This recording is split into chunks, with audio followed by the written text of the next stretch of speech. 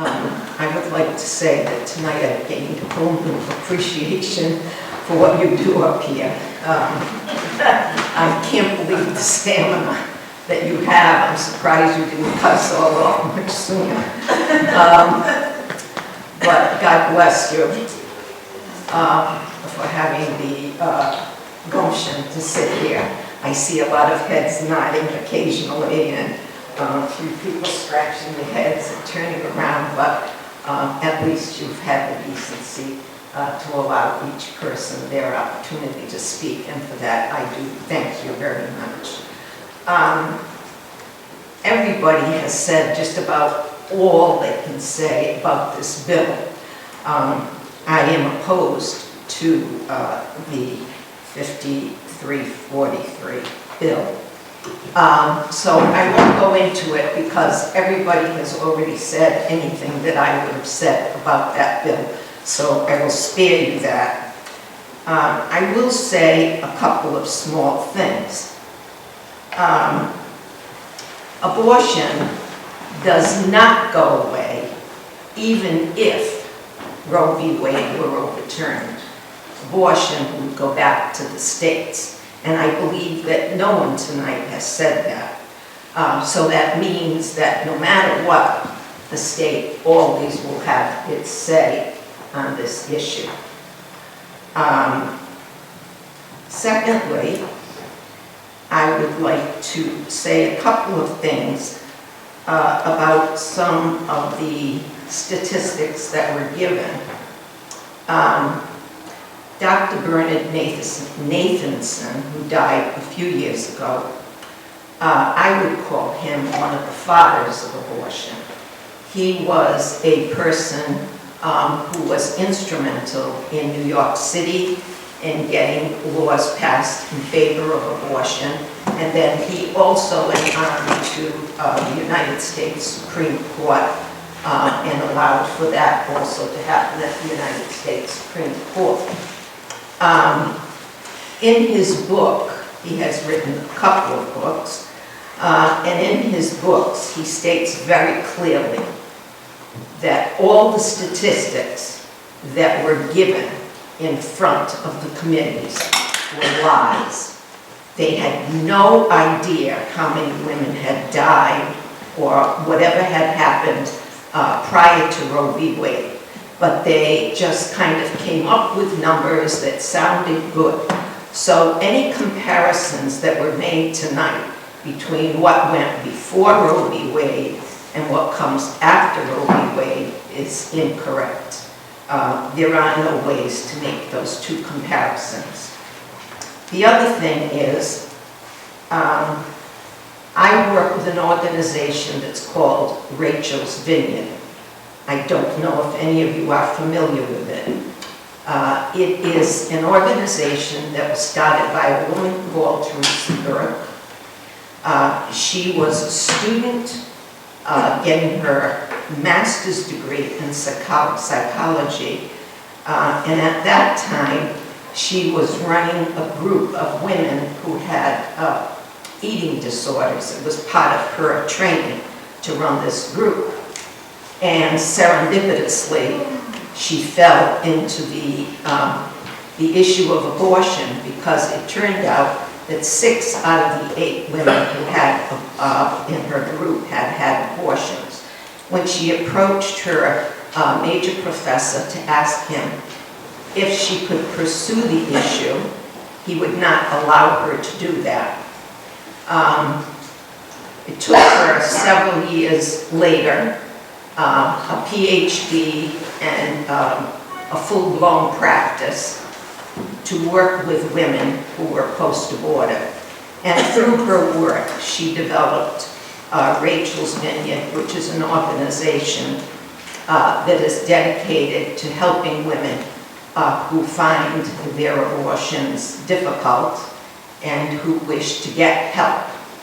Now, with all due respect to the human being, and I honestly don't remember whether it was, I think it was one of the young doctors who spoke, and she said that only 1% of women experience problems. Not true. The reason it seems like only 1% is because these women don't go to the people who are in the, I don't want to say abortion industry because that sounds condescending, in that profession. They don't go back to them for help, primarily because they were told for many years that they're not supposed to have problems. So the women that we see, a lot of them tell us that they always thought there was something wrong with them. And just to give you an idea of how this organization has grown in the 15 years that I have volunteered with. When I first started, the Rachel's Vineyard listened to women in a few states, and that's where the organization was. Currently, that organization exists in every state of the union. It is now on 6 continents. The only one it does not have an organization on is the Antarctic. And it is in 80 countries of the world in 15 years. So we hear the stories that a lot of you don't hear. And I can tell you unequivocally that I have listened to some very, very, very difficult stories. Some on both sides that you heard tonight represented a lot of the stories that I have listened to over the years, and mine are just a drop in the bucket compared to what the organization has listened to over all these years. Abortion is not the answer to the world's problems, certainly, and it is not intended, while it may be intended by both sides as a way to help women, and I believe sincerely that both sides have people that are very sincere in their desire to do good for women. What we see is the sadness, the grief. I was privileged to be with a woman, with a couple of women who had their abortions prior to Roe v. Wade.